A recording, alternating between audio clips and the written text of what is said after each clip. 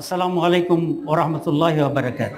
আমরা প্রথমে একটি কথা খুব স্পষ্ট করতে চাই, সেটা হচ্ছে বাংলাদেশ জামাত ইসলামী আমরা ফেব্রুয়ারিতেই জাতীয় নির্বাচন চাই। আমরা যে কমিশন সংস্কারের যে প্রস্তাব দিয়েছে এটার আমরা পূর্ণাঙ্গ বাস্তবায়ন চাই। এটা বাস্তবায়নের লক্ষ্যে গণভোট করার জন্য যে প্রস্তাব দেওয়া হয়েছে, দুইটি প্রস্তাব, একটি জাতীয় নির্বাচনের আগে গণভোট আর একটি জাতীয় নির্বাচনের দিন একসাথে গণভোট। আমরা প্রথম প্রস্তাবটি অত্যন্ত জোরালোভাবে সমর্থন করি এবং জাতীয় নির্বাচনের পূর্বেই গণভোট অনুষ্ঠিত হবে এই ব্যাপারে আমরা নিশ্চয়তা চাই এবং এটি আমাদের সুস্পষ্ট দাবি।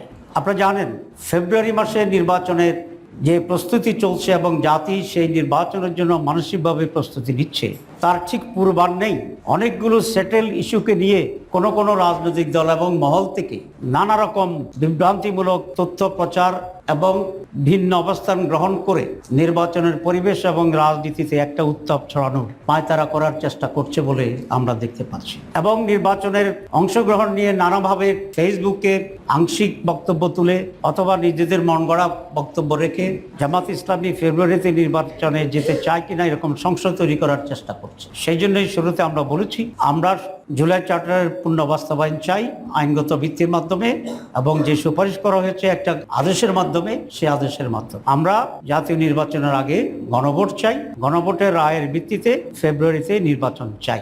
এটা খুব পরিষ্কার আমরা আপনাদেরকে বলে দিই।